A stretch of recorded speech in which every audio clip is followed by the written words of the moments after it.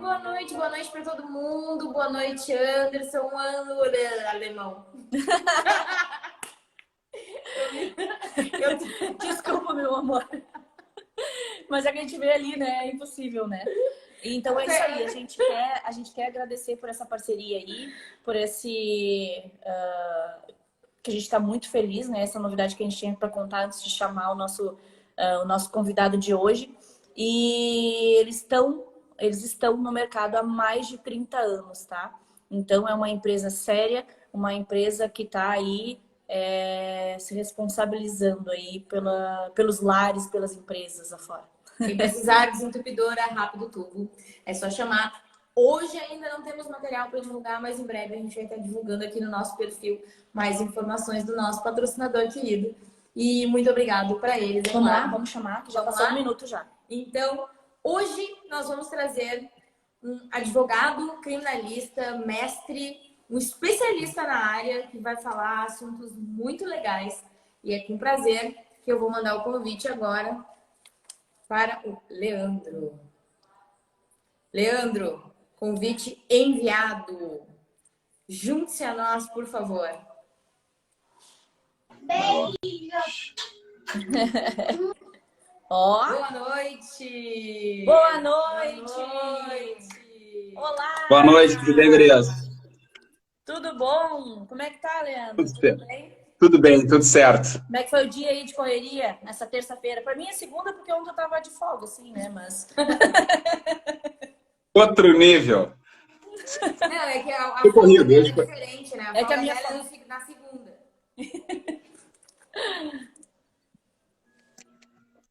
Mas tá tudo bem, tudo certo.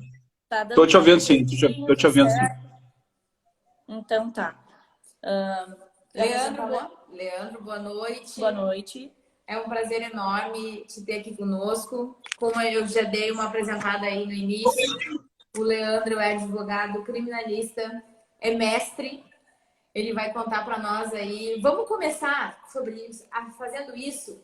Conta para nós como foi passar de ser atleta para ser um homem que defende as coisas corretas. Da onde vem? Isso já é uma coisa que existia ou isso surgiu em algum momento? Porque a tua história, tu não é simplesmente um advogado, né? Tu é um cara que te transformou em advogado porque via a necessidade de alguma ação em algumas coisas específicas para tentar corrigir o que não está certo no mundo. Então, conta para nós rapidamente aí como é que foi essa vida esportiva, depois a passagem para o direito e a transformação nesse mestre, professor aí, grandioso. Surgiu esse amor. É isso aí. Então, primeiramente, obrigado, gurias, pelo convite, Reinice, né, pelo convite. Fiquei muito lisonjeado. Né? Eu, como vocês disseram, eu era atleta, né, e joguei basquete por bons anos da minha vida.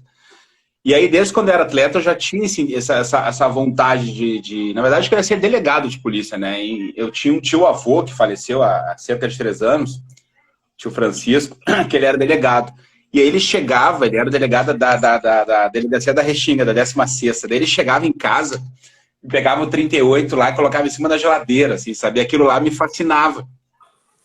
E aí, enfim, fui atleta, fui campeões várias vezes, campeão gaúcho, fui campeão brasileiro de seleções, fui melhor atleta já de São Paulo. Então teve bastante coisa legal na minha vida atleta, assim, sabe? E aí eu vi que teve um momento da minha vida que a gente vai ficando um pouco mais velho, não vai ficando tão afim, e já estudava. Então, nos lugares que eu ia, eu sempre fazia 1 ou 2 cadeirinhas, né?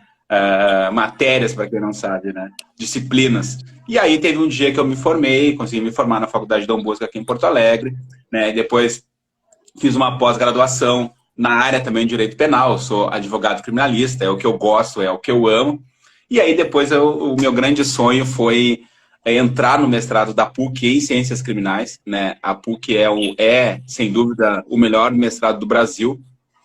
E aí me tornei mestre na PUC agora no último dia 31 de agosto.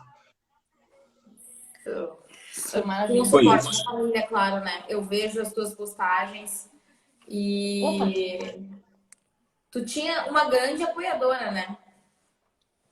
Tem. A Maria Eduarda, minha filha, né? Tá aqui comigo. Tá aqui comigo, inclusive, hoje. Tá aí, E ela Ela é tá sensacional, né?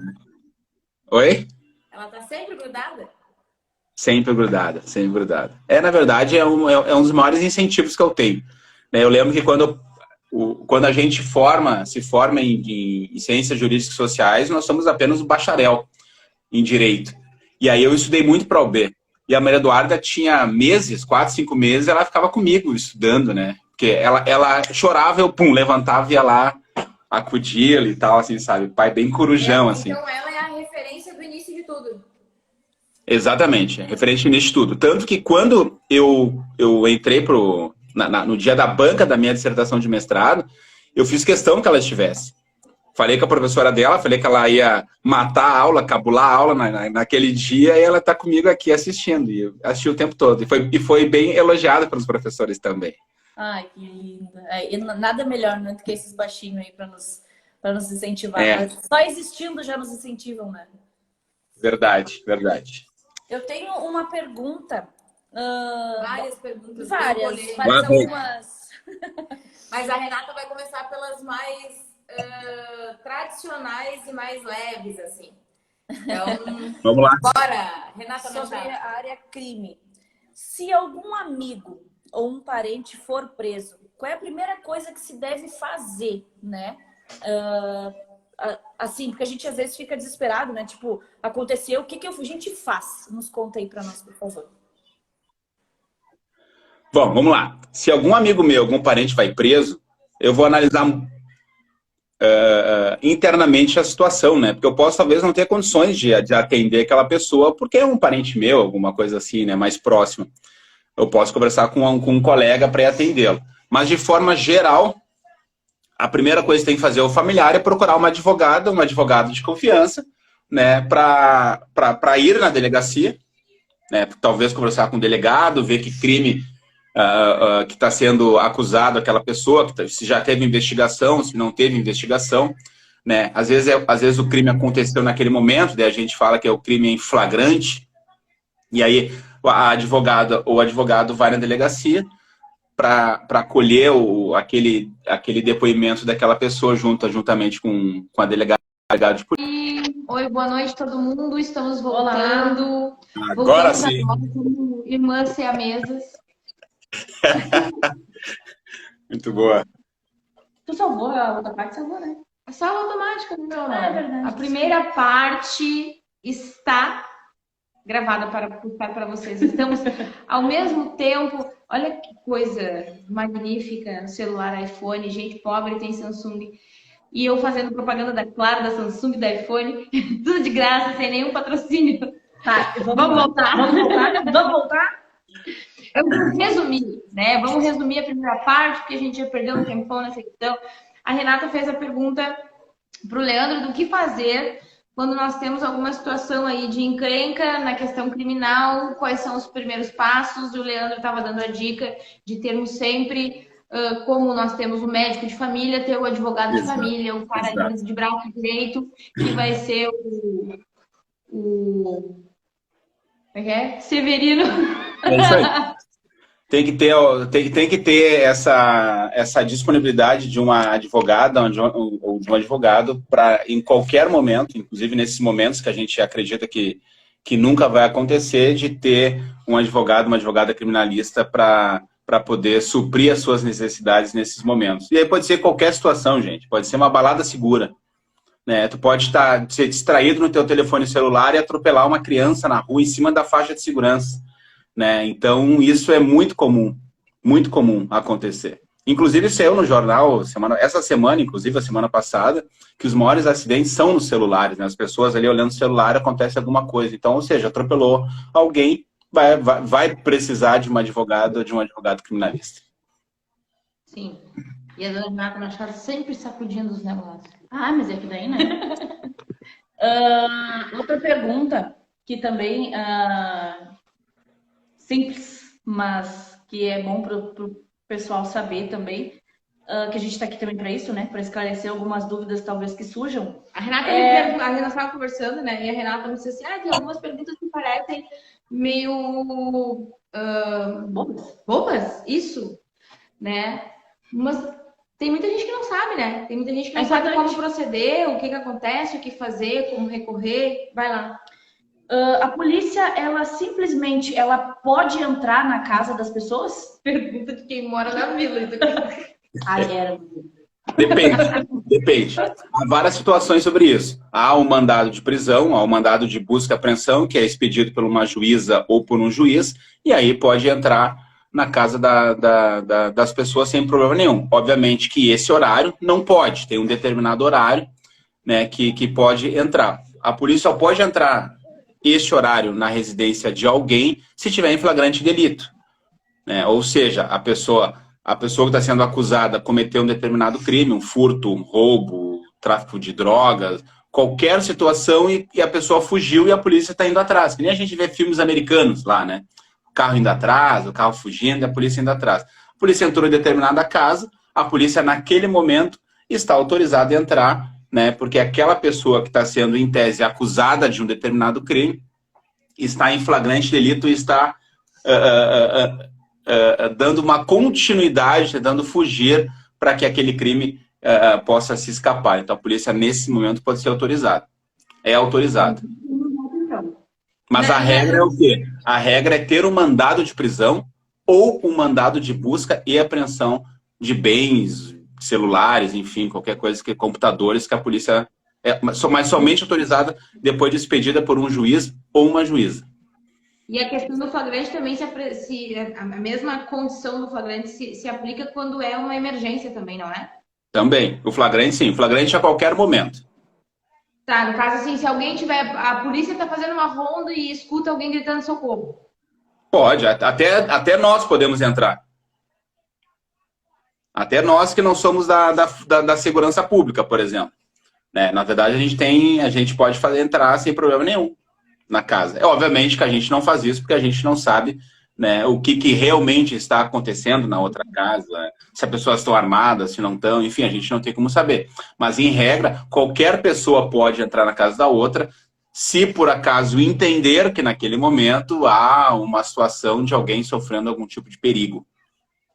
Inclusive, vou te pedir, se for possível, me conta como é que ficou a situação daquela... Nós temos uma conhecida em comum, que até fui eu que indiquei o Leandro para assessorar ela naquela questão, que foi uma situação assim, né? A pessoa pediu socorro, ela se envolveu na situação e aí estava sofrendo ameaças por ter tentado auxiliar, né?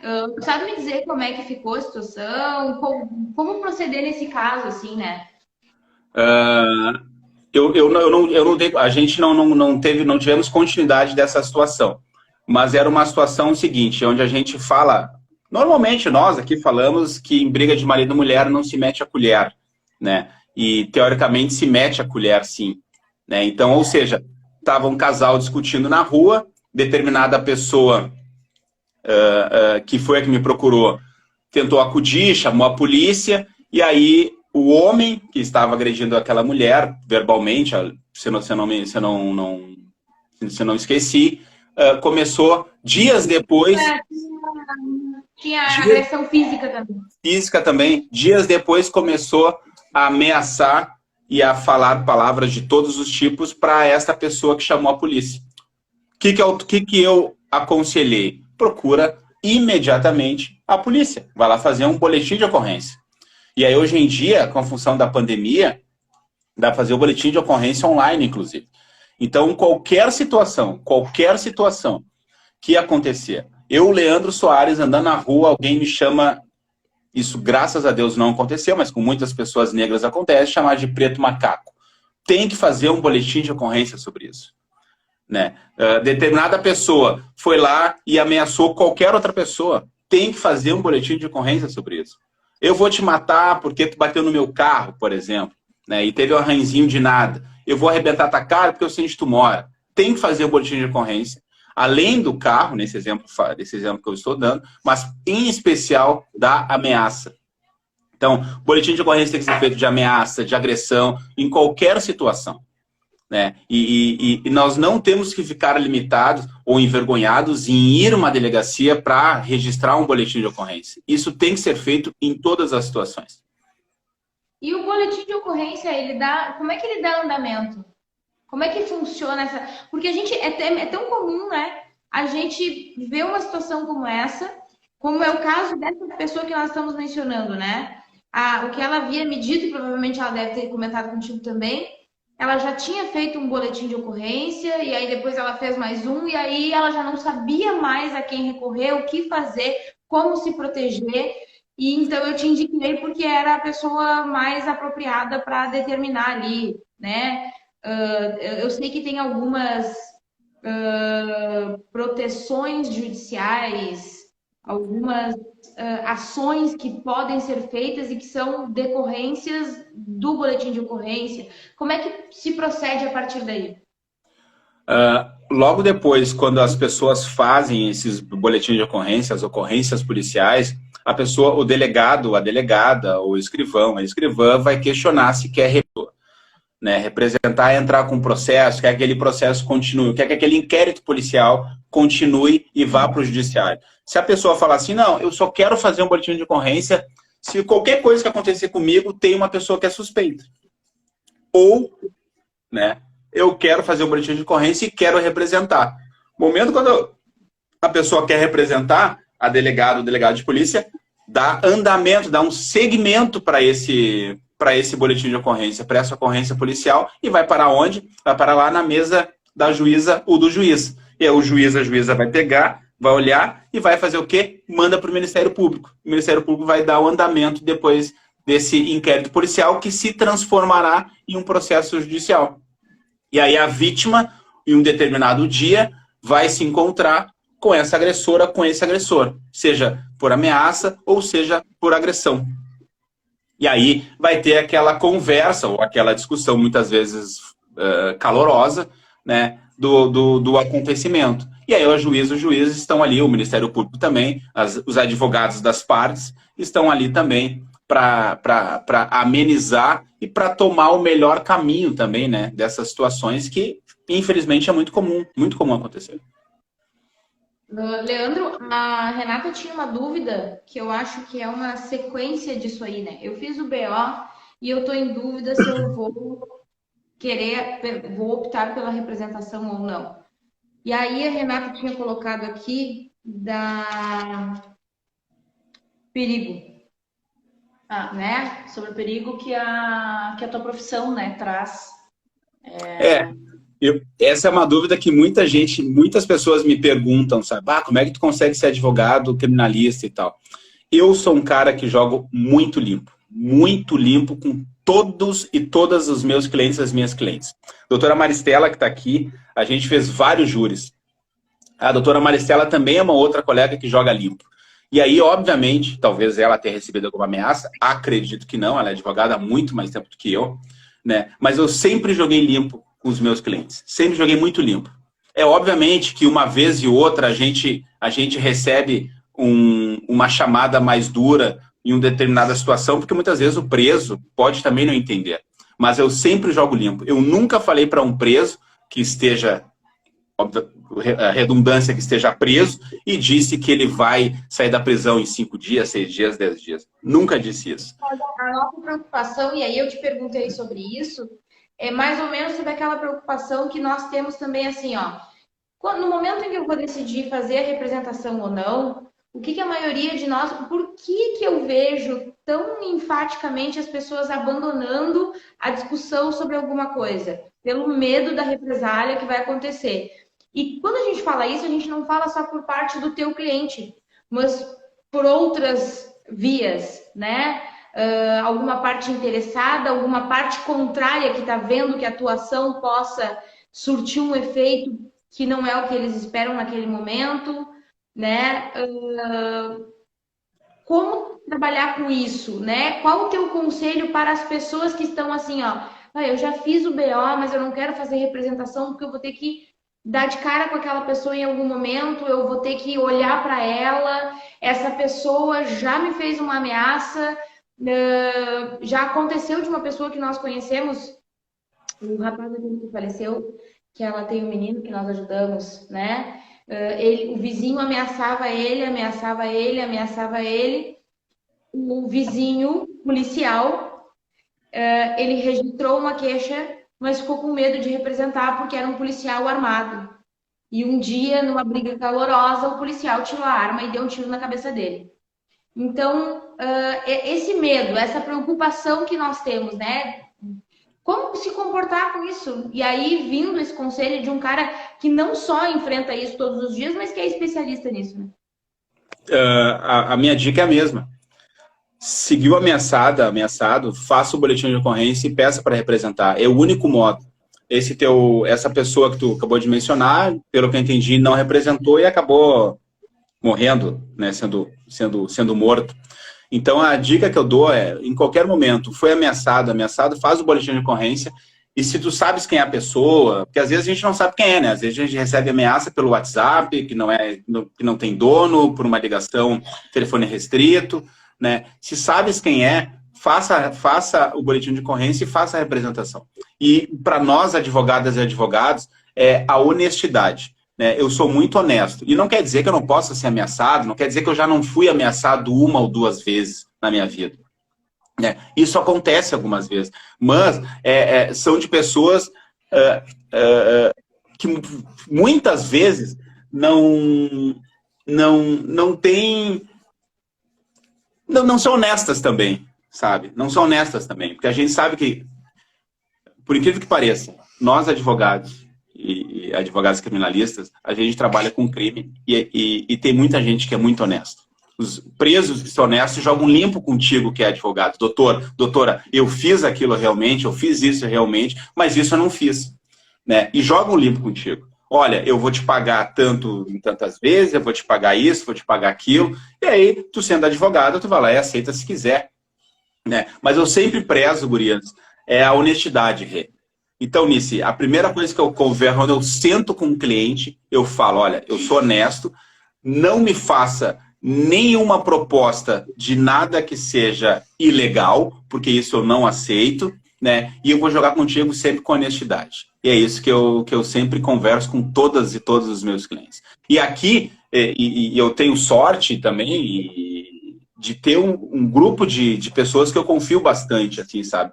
Que é a doutora Maristela, a doutora Magda Prates, são pessoas que eu já trabalhei juntos, nós trabalhamos juntos em processos criminais, né? E a gente, no olhar, a gente consegue sentir a honestidade um do outro, né? Então, são pessoas que a gente confia, né? Para trabalhar junto, para fazer um processo juntos, para fazer uma audiência. Muitas vezes a pessoa não consegue fazer, o colega advogado não consegue fazer uma audiência e liga, Leandro, consegue fazer uma audiência para mim? Consegue ir lá no GES fazer uma audiência de custódia? Sim, eu vou lá, faço aquela audiência, falo com a colega. Então, eu sempre prezo muito pela honestidade.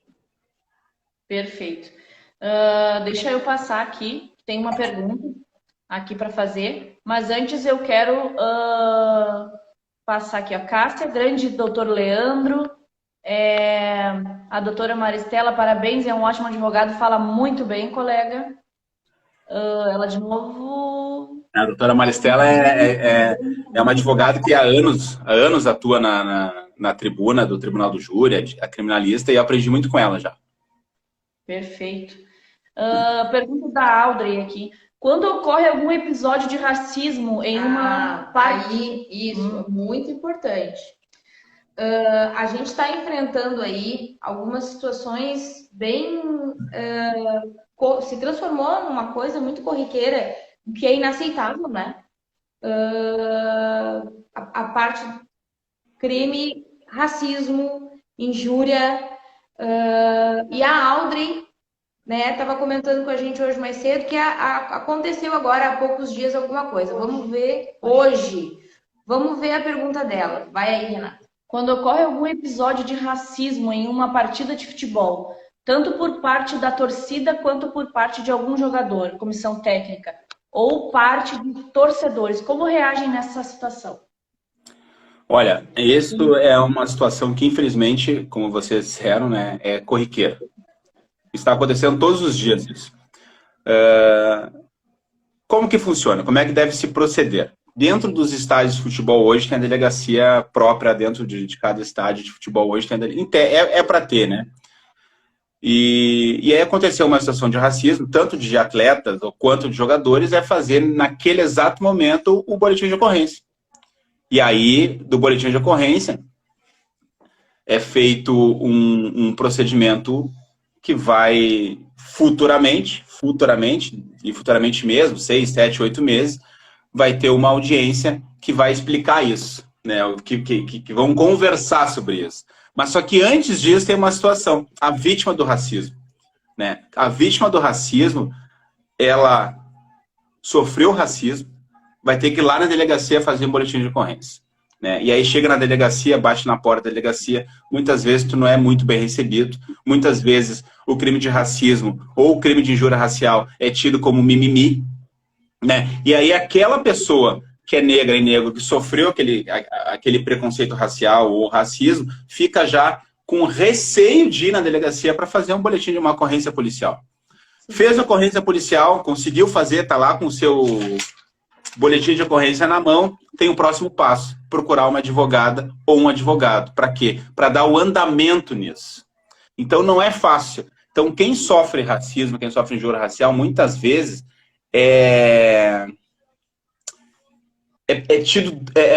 duas vezes, sofre duas vezes.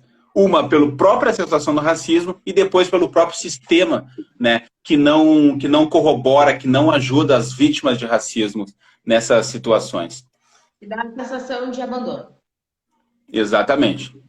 Tá? E existe alguma associação, algum grupo de apoio que a pessoa, por exemplo, vamos supor que seja a minha situação, né? Eu esteja passando por isso e eu não tenha condições financeiras de contratar o melhor advogado criminalista para me representar, né? Como eu, pessoa mais humilde, pode buscar pelos seus direitos? Existe alguém que possa dar esse suporte? Defensoria Pública. Hoje, o Estado do Rio Grande do Sul tem a Defensoria Pública que auxilia nessas situações as pessoas que não têm condições de pagar um advogado ou um advogado. Mas eu também aconselho... que a Defensoria Pública não é a melhor via. Não, eu não sei quem escreveu, mas eu discordo, porque eu como atuo, sou advogado particular, mas eu acompanho muito a Defensoria Pública, e aprendi muito com a Defensoria Pública. Então, a Defensoria Pública estão muito bem assessorados e equipados. O lance é o seguinte, é que a Defensoria, quem vai procurar, quer um suporte, quer botar a cabeça no ombro aqui e trocar uma ideia. A Defensoria Pública não vai ter isso.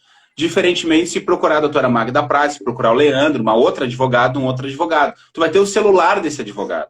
E, obviamente, vai ter que pagar para esse advogado particular, né? Esses são os grandes diferenciais que eu falo, né? É tu ter um suporte, mas o suporte que vai poder te auxiliar naquele momento, né? E a Defensoria Pública também obviamente que muitas vezes não tem condições, né, de trabalhar fielmente em cima do processo da pessoa. Mas eu sempre digo que a Defensoria Pública é um excelente suporte e eu sou um apaixonado pela Defensoria Pública porque eu aprendi muito e aprendo muito com os defensores públicos desde o primeiro momento quando eu peguei a carteira da OAB. Né? Mas não é fácil. Para quem sofre racismo, não é fácil. A visão que eu tenho, particularmente, não é a questão de capacidade, é a questão de verba, de estrutura, de condição técnica disponibilizada para eles mesmos, para eles poderem conseguir abranger o grande número de casos que demandam a Defensoria Pública, né? É muito ampla. Então, a sensação que eu tenho é essa, que não falta preparo, que o que falta é suporte para que o profissional que já é bom e tem preparo consiga vencer, né, tudo que ele tá sendo ofertado para ele como assistência, né? É muito fácil eu dizer assim, eu tenho a polícia. Não, a gente tem a polícia, a gente tem os advogados, a gente tem o sistema. O quanto isso tem de suporte disponível, não só em finanças, mas em estrutura para poder abraçar todos os casos que estão aí disponíveis. Quase impossível. Quase impossível abraçar todos os casos. É difícil. Por isso que é importante Minha filha teve um ataque de espirro. E aí é importante, é complicado. A Defensoria Pública não vai conseguir dar o suporte adequado para todo mundo, mas é uma brilhante ferramenta que está aí, né? Uma ferramenta que vai auxiliar. São pessoas altamente preparadas, mas o suporte, isso que tu está dizendo, Nice, realmente é um pouco mais complicado. Porque é difícil. Eu sei que é difícil. E aí eu sempre digo, não tem condições, independentemente das condições, procura a Defensoria Pública. Se não tem meios para pagar uma advogada, conversar com esse advogado, com essa advogada, ver os meios para parcelar, tem advogados que parcelam, né, tem advogados que facilitam, enfim, mas tente procurar um advogado particular. Se não deu, a Defensoria Pública vai te dar o suporte, né, e pode ter certeza que vão atrás dos objetivos. Perfeito. Agora eu quero que tu nos conte um caso engraçado, saindo um pouco dessa área um pouco mais séria, um caso engraçado teu sobre a tua profissão que eu já fiquei sabendo. Foi muito engraçado. Dos bichinhos. Eu conto isso. Ela sabia. O Giovanni perguntou, né, como é que foi nisso da advocacia. Então, Giovanni, teve um dia que eu não fui contratado, me ligaram para fazer um atendimento numa residência que um gurizão tinha 2 processos. E aí eu fui nessa residência, não vou dizer o bairro, não vou dizer nada. E aí fui nessa residência. E aí nessa residência eu sentei e fiquei, sem exagero, fiquei 7 a 8 minutos naquela casa. E aí sentei, aí tava a mãe do meu cliente e o meu cliente na minha frente, assim. E aí eu senti uns vultos, assim, sabe, do lado, assim, sabe? Daí eu comecei a prestar atenção na casa. Nice. A casa era infestada de ratos. E, gurias, eu tenho horror a ratos. Horror a ratos. E aí teve um momento que eu fiquei 1 minuto e meio olhando, assim, ó. Comecei a olhar em volta da casa, assim, sabe? A casa infestada de ratos. E eu já imaginei o rato subindo em cima de mim aqui, assim, sabe? E aí eu olhei, tinha um fogão assim ao meu lado direito, e aí eu juro pela minha filha que tá aqui, um rato em cima da panela, um camundongo. E eu pensei, naquele momento eu levantei e falei assim, olha, depois a gente conversa sobre o processo. Olha, e saí da casa imaginando que os ratos estavam em mim. Cara, foi muito engraçado aquele dia. Na verdade foi assustador, parece os contos assustadores da Masha, né? Mas não, é os contos assustadores do Leandro. Foi impressionante aquilo. Eu nunca passei por aquela situação. Da tua carreira? Oi? Foi no início da advocacia? Foi bem no início da advocacia. Bem no início.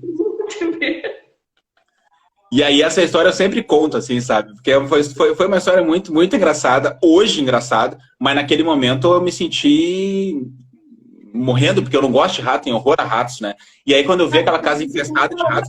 Ele é muito engraçado quando a gente lembra depois da situação, claro, né? Mas no momento esse tipo de situação não é nada engraçado, pelo contrário, né? Se tu tem pânico, tem uma pessoa aqui que tem medo de aranha. Pega a catucinha na grama, se tiver um negócio escuro ali, ela não sai gritando. E olha que eu gosto de campo, mas esse animal eu saio longe. Meu Deus. Não. E é exagero, não é exagero, não eram 1 nem 2 ratos. Eram 30 ratos. Era uma coisa absurda. Algo que eu nunca... Era de estimação. Eu cheguei à conclusão de que era de estimação. Se fosse vocês que estivessem me contando, eu ia achar que fosse mentira. Só para vocês terem noção da situação. Doutora Maristela, socorro! 21h45, com o suporte da nossa desentupidora rápido tubo, a gente vai fazer a melhor parte do Reinice Perguntam, que é... o tira-teima. Tira-teima. Preparado, Lê? Perigoso isso aí, vamos lá. Praia ou campo? Praia. Loira ou morena? Negra. Uma cor preferida? Vermelho. Então eu não vou nem perguntar o teu time. Inter. Eu e minha filha somos ossos. Carne ou frango? Carne, sem dúvida. Uma bebida favorita? Água. Pra quem não sabe, eu não bebo nada alcoólico. Então, a minha bebida preferida realmente é água. Esse é atleta de verdade, ele é raiz. Mas Ele é raiz. Ele é raiz e não... Ou um chimarrão também, né? Não gosto de chimarrão? Ah, tomo muito pouco, muito pouco. Meu Deus do céu. Eu sou apaixonada por chimarrão. Ela adora chimarrão e tequila. Não, eu tomo, eu tava tomando ali, mas eu tomo 2 vezes por mês sozinho, assim. Mas se me convidarem, eu vou tomar e tal. Mas eu fazer é mais difícil. O Dani tá dizendo que tu prometeu que ia pagar uma rodada de sushi pra mim, pra Rei e pra ele.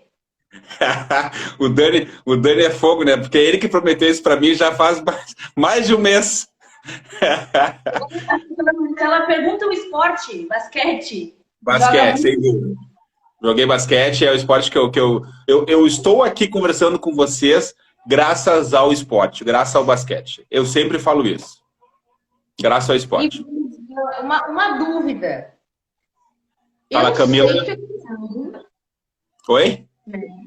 E sei que essa questão muito forte da parte criminalista veio em função de alguns problemas raciais que surgiram na tua história, então tu resolveu te dedicar para tentar ajudar com relação a isso.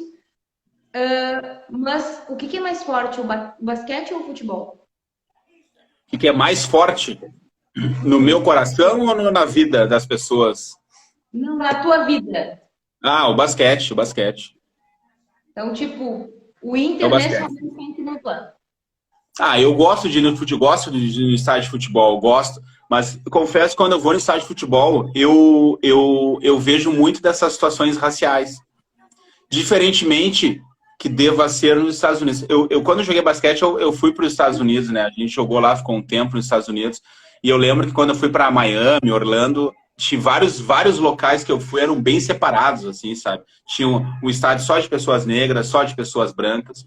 Né? E lá nos Estados Unidos realmente tem um racismo puro e as pessoas sabem quem são. Aqui no Brasil a gente tem um racismo velado, né? Onde a gente vai nos locais, as pessoas falam que não são racistas, mas não te dão bom dia, não te dão boa noite, não te dão uma oportunidade de trabalho, uma oportunidade de emprego. De forma geral, ele é velado no Brasil, né? Totalmente velado. E aí a gente... Não sei se vocês... Eu não sou nada contra, mas não gostaria que meu neto fosse negro. Eu não tenho nada contra, mas não gostaria que o meu filho fosse gay. Exato. Então, tu não gostaria porque tu tem alguma coisa contra, né? Uma pergunta que eu sempre faço, e não é para constranger ninguém. Vocês duas conhecem, para vocês duas, o racismo existe ou não? Existe, muito forte. E vocês conhecem pessoas racistas, conhecem, né? Conheço.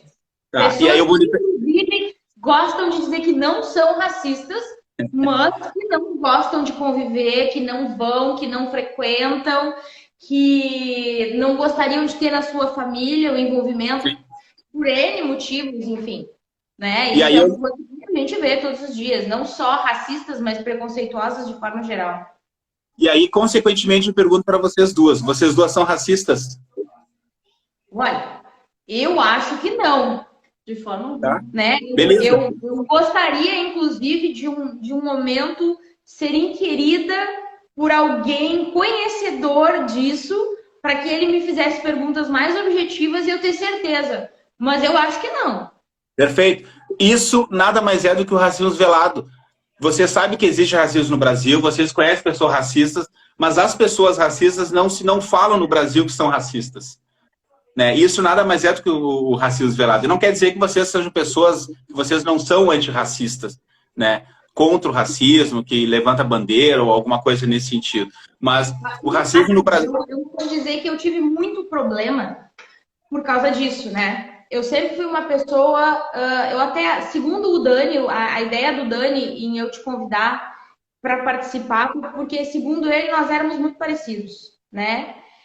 Eu com a questão da homossexualidade, do peso, e tu com a questão da raça, da cor, né? Ele disse assim, vocês são tão ativistas, são tão contra esse tipo de coisa e se posicionam tão fortemente que eu acho que ia ser legal vocês conversarem a respeito disso. E por causa da minha profissão, eu não sou advogada, mas eu trabalho junto com a parte legal. Eu sou assessora legal, né? Sim. Eu acabei tendo que me policiar, e eu acredito que isso tu acabou fazendo também, pelo que o Dani me comentou. A gente precisa se posicionar de uma outra forma. Tu tem que aprender a política do dia a dia para conseguir ser ante alguma coisa, mas ao mesmo tempo não estar infringindo não só legalmente alguma lei, mas também a questão de Exato.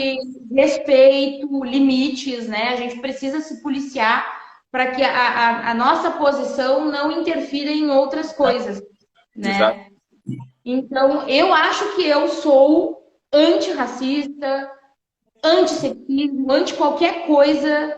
Falamos sobre isso hoje com a Áudia, até que a Áudia está participando aqui com a gente, direto, e eu disse para ela, eu sou contra, e sou muito faca na bota até, né? A Renata briga comigo às vezes, assim, qualquer coisa que faça mal para qualquer pessoa, e sim, se o meu filho quiser casar com uma mulher negra, eu teria orgulho disso, porque eu acho que o amor não tem cor, não tem tamanho, não tem nada. E eu não vejo diferença nenhuma, na verdade. É isso.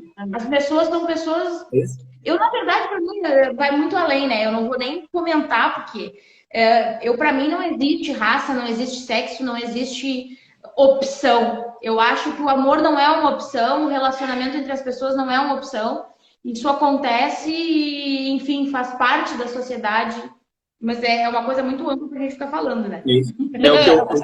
Várias vezes eu falo, né, nos ambientes que eu vou, que a gente conversa, né, sobre a questão do machismo, por exemplo. Né? Nós, homens, nós somos machistas. Né? E aí a gente tem que estar em desconstrução. Eu sou um machista em desconstrução. Né? E aí, inclusive com a minha filha, com a minha mãe, com a minha irmã, né? Eu fui criado num ambiente machista. Né? Eu fui criado na década final da década de 80, 70, eu nasci em 78, na década de 80, 90, então eu sou um homem machista em desconstrução. Né? E isso a gente também tem que levantar a mãozinha e falar, olha, cara, eu sou machista, mas eu sou machista em desconstrução. Coisas que eu fazia há 20 anos atrás, 20 anos hoje já não faço mais. Né? Coisas que eu fazia há 20 anos que naquela época eu achava que era legal, que era bonito. Hoje eu sei que é ridículo aquilo que eu fazia. Né? Então isso é importante também a gente botar a mão na consciência, né? E a partir de agora tentar não, né? Mudar isso e levar isso para as próximas gerações, para filhos, sobrinhos, enfim, netos. Nós falamos sobre isso, né? A gente não tenta, a gente faz. É isso aí, faz. Né? E a doutora Maristela está falando uma coisa muito importante, que é 100% do que eu penso. O importante é a gente amar as pessoas e o que a gente faz. O resto é o resto. Exatamente. Exatamente. A doutora Maristela está dizendo que tu é uma pessoa maravilhosa, que ela te conhece muito bem e... A doutora Maristela, eu já falei, né? É uma das advogadas que tem anos de profissão, né? E um dia, eu humildemente, muito humilde, pedi para ela que eu queria fazer um júri com a doutora Maristela, porque é uma referência e tal. E aí ela, grandiosamente, me deu a oportunidade de fazer um plenário tribunal do júri com ela. Né? Então, essas coisas são importantes, assim, sabe? Trazer as advogadas que são mais novos e falar, cara, vem trabalhar comigo, vem fazer um júri comigo, vem fazer um processo comigo, vem fazer uma audiência comigo. Porque o que a gente vê hoje é muita gente querer dar rasteiro no outro. E isso é em qualquer profissão, né? Eu sei que é isso, mas nesse início da carreira, nesse da profissão da advocacia é muito cruel, é muito duro. Um colega ali, um futuro colega, ou um colega tinha questionado isso, mas o início da profissão é muito duro. A advocacia é muito duro, porque tu trabalha sozinho o tempo todo.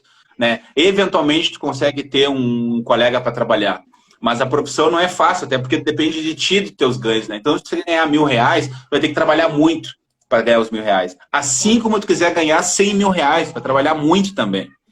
E aí a gente vê, né, os grandes escritórios, os grandes advogados, né? Mas muitos dessas pessoas, muitos, eu não digo todos, mas muitas dessas pessoas já vieram de berço. Já tinham seus pais advogados, embargadores, juízes, enfim. Né? E aí... eu não digo que foi fácil, mas eu digo que foi infinitamente mais fácil, né, do que para o Leandro, do que para a doutora Magda Prates, do que para a Alissa Santos, que trabalha com direito previdenciário, do que várias outras mulheres e homens negros do qual eu convivo, do qual eu tenho contato ainda até hoje. E continuarei tendo, né? Porque a profissão... E outra, eu sou um apaixonado pela profissão. Eu sou um apaixonado pela profissão. Acho que independente de ser negro, branco, o suporte, né? O suporte, que é aquela coisa de tu poder te dedicar aos teus estudos, poder não precisar, que é o nosso caso, assim, a gente teve que trabalhar em 2, 3 lugares diferentes, a gente precisou buscar alternativas, porque não era fácil, não foi fácil, né? Eu tô indo nesse caminho, quem me conhece sabe que o meu sonho, um dia ainda isso vai acontecer, e eu não acredito nessa coisa de tempo, né? Porque tu tá ficando velha. Um dia eu ainda serei a advogada especialista em propriedade intelectual, que não existe, né? É uma coisa raríssima. Hoje eu sou uma administradora especializada em assessoria legal na área de propriedade industrial, mas um dia ainda serei advogada com o número da ordem e tudo. E aí você colega o Leandro. Ótimo, ótimo. E o que eu costumo dizer? Para nós, pessoas negras, não é nada fácil. É tudo muito mais difícil. E não é questão de ser mimimi. É muito mais difícil. É muito mais difícil na profissão. E aí o colega perguntou da início de carreira. Eu lembro que uma vez, uma sexta-feira era isso, eu sempre... Como é que eu ando geralmente? Eu ando de camisa, calça leg e um sapatênis ou sapato. Esse é o meu dia a dia. Esse é o dia a dia do Leandro. E era uma sexta-feira, lá no foro, quando era aberto ainda, antes da pandemia, a gente pegava... até às 11 só entrava advogados e advogadas. E era 10 da manhã. Eu fui lá com um papelzinho que é uma informação, tipo informação do processo do preso, é como se fosse um canhotinho de banco. E aí o segurança me disse: ô senhor, esse horário é somente os advogados e as advogadas. O senhor é só depois das 11. E aí quem me falou isso foi um cara negro. E aí esse cara negro não se vê representado. Porque naquele horário só pode entrar advogadas e advogados. E aí ele não se vê representado naquele momento. Né? Por quê? Porque hoje em dia a gente liga a TV, por exemplo, a gente não vê uma quantidade de pessoas negras naquele espaço de poder. Né? A gente vai falar, não, temos sim. Né? Temos a Maju, temos já foi presidente dos Estados Unidos lá, o Barack Obama. Né? Isso é a síndrome do negro único. Né? Como já disse várias pessoas que escrevem. Então, a gente não pode se basear por essas pessoas que conseguiram os seus espaços. Né? A gente tem muita coisa para ser feito ainda. Muita coisa para a gente buscar, muita coisa para a gente ir atrás. Mas não é nada fácil ser negro e negra no Brasil, e não é nada fácil, Nice e Rê, ser negro aqui no Rio Grande do Sul. É muito difícil. É muito difícil. É dolorido muitas vezes. A gente, quando sai daqui, consegue ver isso de uma forma bem triste, eu vou dizer assim, né? Porque eu gosto muito do meu estado, eu gosto muito do meu país, mas eu tenho uma tristeza muito grande quando eu vejo esse tipo de coisa, principalmente quando vem de comentários de fora, né? Ontem eu recebi 2 vídeos que me entristeceram muito, e aí nós não vamos entrar nesse quesito de racismo e política mais profundamente, porque a gente precisaria de um programa exclusivamente para isso, para falar com propriedade, né?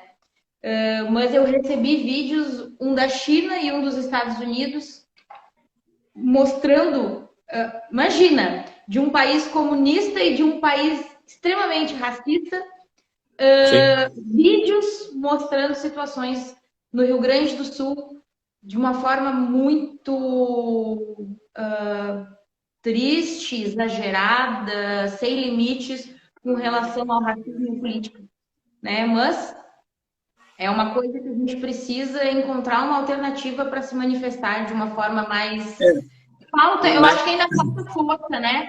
Falta das pessoas terem... Eu acho que o medo ainda é muito forte. Na questão política, eu penso, né, que a gente, hoje pelo que eu li, tem bastante candidatura de pessoas negras, né? E o incentivo também político dessas pessoas negras para realmente alcançar um cargo, para realmente alcançar um cargo não, né? Uma vereança, um cargo de deputado federal, deputado estadual, mas votarem também nessas pessoas, né? Incentivo para votar nessas pessoas, uma campanha forte para que pessoas negras realmente ocupem o Senado, ocupem a Assembleia Legislativa e a Câmara dos Deputados. Um minuto. E para finalizar, eu sei que tu tens uma posição esportiva, religiosa, tudo teu é muito forte, tu é muito bem posicionado, tu é um cara extremamente transparente, tu não tem medo de te posicionar.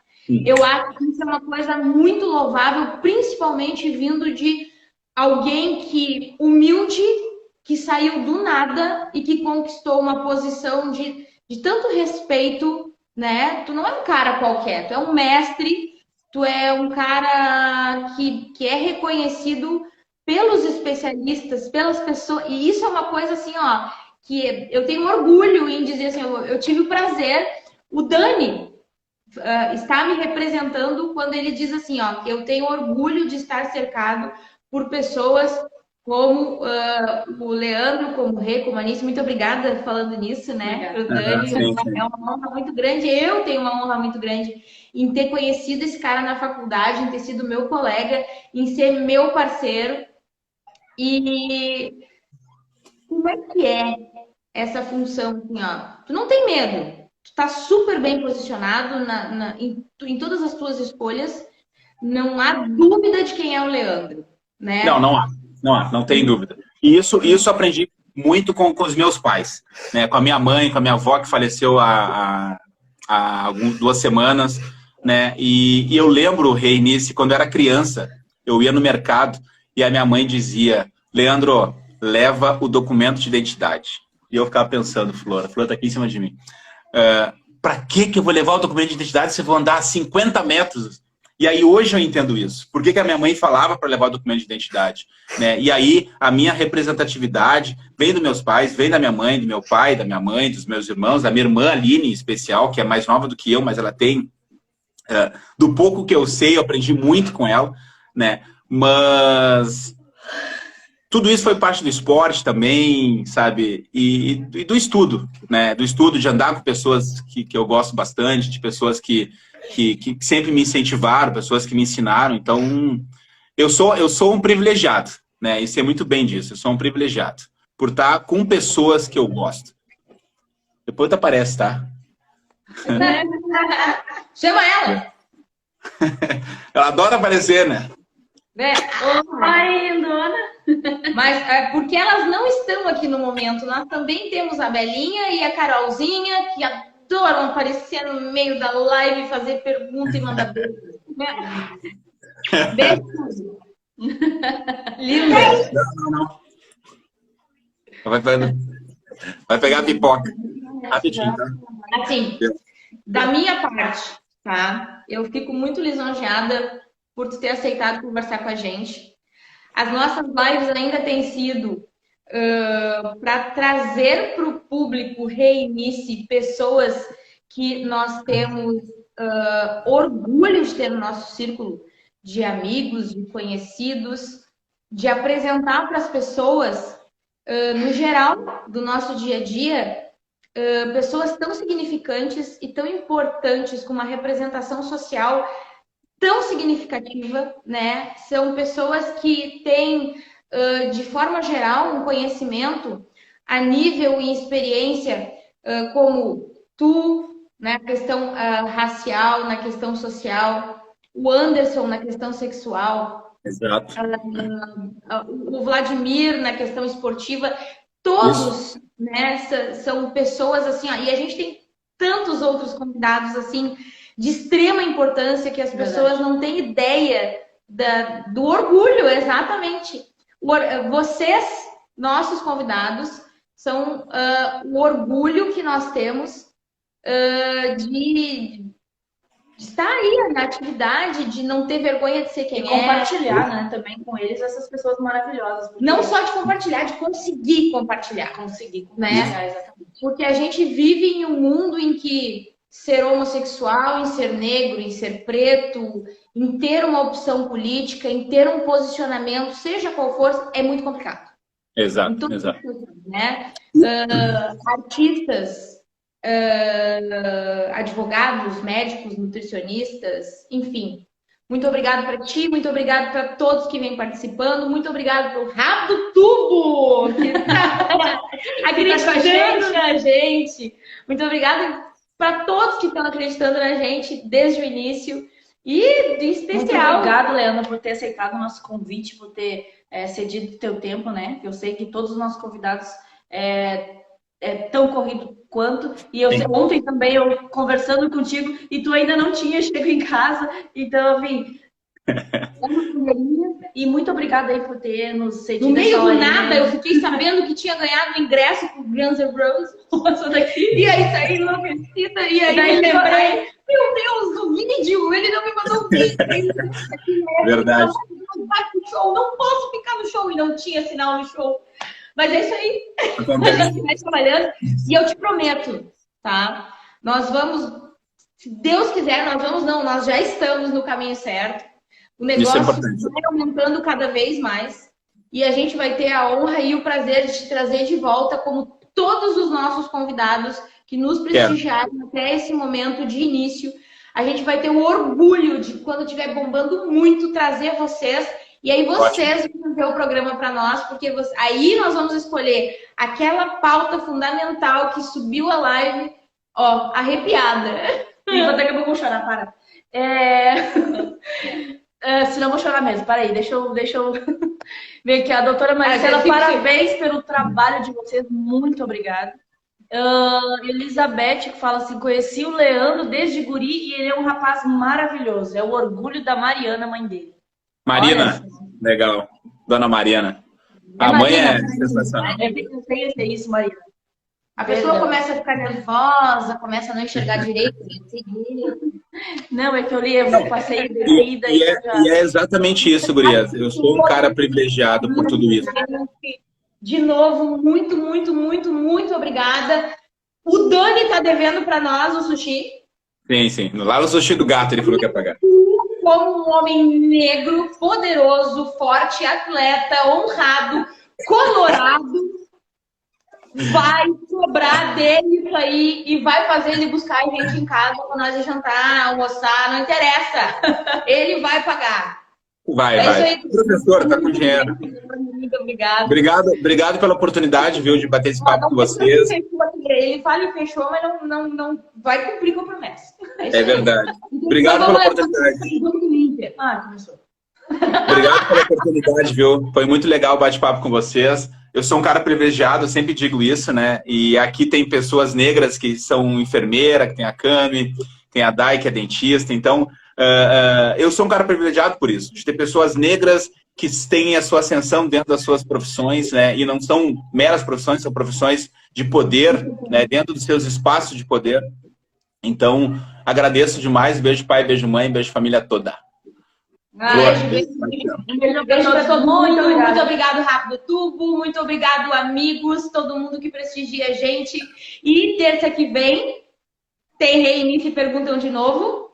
É isso aí. E a gente daqui a pouco conta para vocês quem vai ser. Beijo, Lê, muito obrigado. E a gente se vê na janta, viu, Dani? Registra aí. Tá bom, tchau. Boa noite. Boa noite.